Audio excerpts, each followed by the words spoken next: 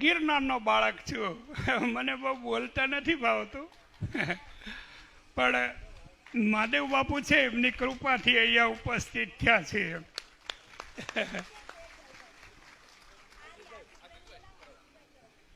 મેં ગિરનારમાં તૈયાર થયેલો છું અને અમૃતગીરી બાપાનો શિષ્ય છું, કમંડળ કુંડ. તો અહીંયા એક નાનો એવો બાળક આવ્યો, એના ઉપરથી એક વાત કરવી કે જોતામાં નિસ્દિન રહે, જોતામાં નિસ્દિન રહે તોતા में परवीन और सरिता गज को ले चली और चली सामने मीन.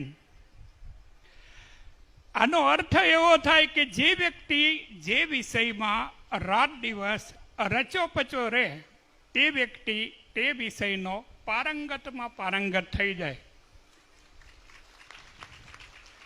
તો હાથી બહુ મોટું પ્રાણી છે, એટલે હાથીને ગરમી લાગે એટલે એ સરિતામાં નાહવા માટે જાય. પણ હાથીને એવું કે ભાઈ હું પૃથ્વીનું પ્રાણી છું, સર્વમાં શ્રેષ્ઠ છું, આવડું મોટું છું એમ, એટલે મેં સરિતાને ખાળી નાખીશ, એમ રોકી દઈશ, એમ નાહવા માટે જાય એટલે. પણ હાથીને એ નોલેજ નથી કે ભાઈ સરિતામાં બહુ હેવી ફોર્સ હોય, એટલે હાથી નાહવા માટે સરિતામાં પડે છે, પણ સરિતાનો ફોર્સ વધારે હોવાના કારણે હાથીને ખેંચી અને દરિયામાં લઈ ગઈ. હાથી છે એ જળની અંદર પારંગત નહોતો, એમ એ પૃથ્વીમાં પારંગત હતો પણ જળમાં પારંગત નહોતો, એમ કાચો હતો. એટલે સરિતા એને ખેંચી અને પછી સમુદ્રમાં લઈ ગઈ એમ. પણ બીજો અર્થ એવું કહે છે કે ચલી સામને મીન. મીન કહેતા માછલી, અને માછલી બહુ નાની એવી હોય. હવે માછલી છે એનો જન્મ જ પાણીમાં થાય, એટલે એને તરવા માટે પારંગત થવું પડે. એટલે માછલીને પારંગત થવા માટે હરરોજ પ્રેક્ટિસ કરવી પડે. પછી માની લો કે ફોર્સ છે એ પૂર્વમાંથી પશ્ચિમમાં જઈ રહ્યો છે એમ, અને માછલી છે એ મિડલ પોઈન્ટમાં આવી અને પછી એને એમ થયું કે મારે ભાઈ પૂર્વમાંથી પશ્ચિમમાં નથી જવું, એમ મારે પશ્ચિમમાંથી પૂર્વમાં જવું છે એમ. તો માછલી માટે એ ફોર્સ જે છે એ માયને નથી રાખતો એમ, કારણ કે એ એટલી પારંગત થઈ ગઈ છે કે એ બંને પ્રવાહમાં ચાલી શકે એમ. સરિતા જો પૂર્વમાંથી પશ્ચિમમાં જતી હોય તો તેમાં બી બહુ સનસનાટ ચાલે, અને જો એને એવું થઈ જાય કે ભાઈ આપણે જવું છે હવે પૂર્વમાં એમ, તો એ સામે પૂરની બી સનસનાટ ચાલી શકે એમ. પણ માછલી બેય પ્રવાહમાં ચાલી શકે છે, એનું કારણ છે જળમાં જન્મ લેવો અને સખત પ્રેક્ટિસ કરવી એમ, અભ્યાસ કરવો એમ. અડધ અભ્યાસ અને વૈરાગ્યથી કોઈ વસ્તુ અસંભવ નથી. એવી જ રીતે અમે ડાયમેન્શન પાસ કરીને આવેલા છીએ. તેને 1 dimension place, 2 dimension time, 3 dimension speed, 4 dimension control, 5 dimension metal, 6 dimension light, 7 dimension ધ્વનિ તરંગ, 8 dimension ether, 9 dimension fusion, random energy, frequency અને વાઇબ્રેશન. આ 14 ડાયમેન્શનની વાત થઈ. ડાયમેન્શનનો અર્થ અમે લોકો એવો સમજવી છીએ પરમાણુઓના સંગઠન વિઘટન. એટલે આ ડાયમેન્શનો પાસ કરવામાં અને પાસ કરવામાં અમારી આંખોમાં ફેમ્ટો સેલ વિકસિત થયેલા છે. તેને ડીસી સેકન્ડ, ડેન્સી second, milli second, micro second, pico second, એપ્સો second, zepto second, nano second અને ફેમ્ટો સેકન્ડમાં આંખો છે. એને કહેવાય આલ્ફા ટુ ઓમેગા. એટલે કોઈ વસ્તુને દેખે કે વ્યક્તિને દેખે તો એક્સરે મશીનના જેવી આંખો હોય એની.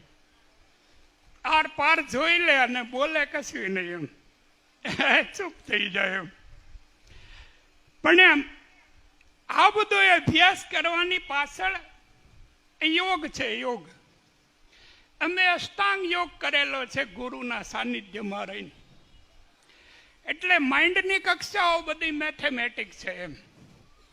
તેને alpha, gamma, beta, theta, delta, sigma, Nagma, લીમડા, ઓમેગા અને એપ સાયક્લોન ફ્રીક્વન્સી સુધી ડેવલપ થયેલા છે એમ. પોતે પોતાનું વર્ણન ન કરે, પણ વર્ણન એટલા માટે કરી રહ્યો છું કે સાધુ વિશે તમારા મનોવિજ્ઞાનમાં શું સાયકોલોજી છે એમ, સાયકોસોમેટિક શું પ્રોગ્રામ છે એમ.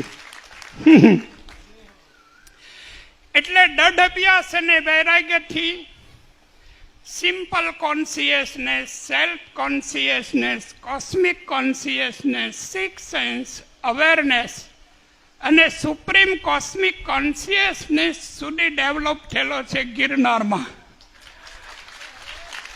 બસ એનું અમે એક નાનું એવું ઉદાહરણ છીએ. તો આ અમે જે તમને વાત કરવી છે એ હમણાં એક નાનો એવો દીકરો ઉભો થયો અને બાપુએ, મહાદેવ બાપુએ એમને એવું કીધું કે આ પારંગત છે એમ વેદમાં.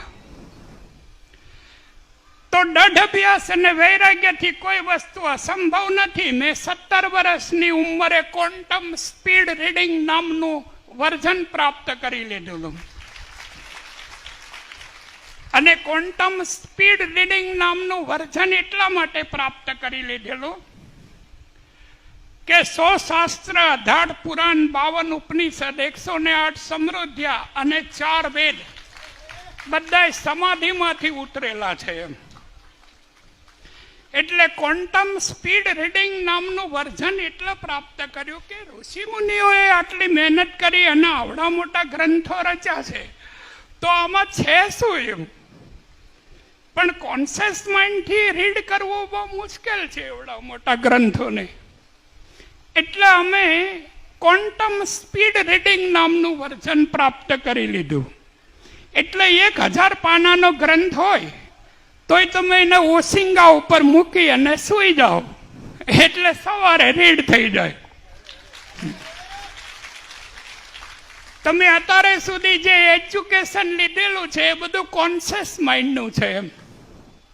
અને કોન્શિયસ માઇન્ડ છે એ સ્વર અને વ્યંજનની ભાષા છે એમ, સાઉન્ડની ભાષા છે એમ. એ સબકોન્શિયસ માઇન્ડની ભાષા નથી એમ. એટલે મેં જો તમને પ્રશ્ન કરી લઉં કે ભાઈ તમે મારી સાથે ચાઇનીઝ ભાષામાં વાત કરો, પેરિસ ભાષામાં વાત કરો, જર્મન ભાષામાં વાત કરો એમ, તો આપ મને એવું કહો કે બાપુ એવું કંઈ ભણ્યા નથી એમ. એટલે અમારી પાસે ગામર નથી એમ. ગામર નથી એટલે અમે વાત ના કરી શકવી એમ. તો એ કોન્શિયસ માઇન્ડની ભાષા થઈ. પણ સબકોન્શિયસ માઇન્ડની જે ભાષા છે તે વિઝ્યુલાઇઝેશન છે એમ, લાયું છે એમ. તેમાં કોઈ ભાષાની જરૂર નહીં એમ. આ દેખે અને રીડ કરી લે એમ. તો સબકોન્શિયસ માઇન્ડની ભાષા છે તે બધા આપના બાળકોને શીખડાવો એમ. અને એ ભાષાને શીખવા માટે કોન્સન્ટ્રેશન કરાવો એમ, ધ્યાન. ધ્યાનનો મિનિંગ એવો છે કે સોલાર શક્તિ પડી રહી છે સૂર્યની આખા બ્રહ્માંડમાં. આટલા સૂકા લાકડા છે, આટલું સૂકું ઘાસ પડ્યું છે, કોઈ વસ્તુને બાળતી નથી એમ. પણ એનો મતલબ એવો નથી કે શક્તિ નથી એમ. શક્તિનો આખો મહાસાગર ભરેલો છે એમ. અને તમે ભણેલા છો એમ. એટલે તમારે જો પ્રેક્ટિકલ કે પ્રયોગાત્મક કરવી હોય તો તમારે એક બિલોરી કાચની જરૂર પડે. અને તમે સૂકા લાકડા ઉપર ફોકસ કરો તો શું થાય? સળગી જાય ને.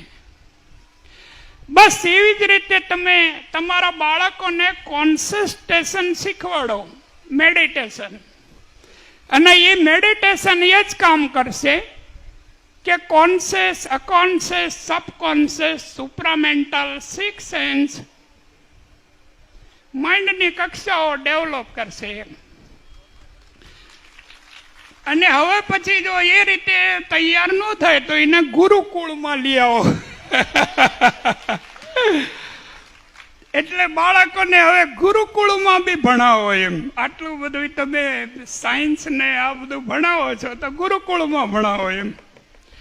ઇન્ડિયાનો યોગી છે સાયન્ટિસ્ટ નહીં, સુપર સાયન્ટિસ્ટ હોય. અને ઇન્ડિયાનો યોગી છે એ ડિઝાઇનર નહીં, ડિવાઇન ડિઝાઇનર હોય.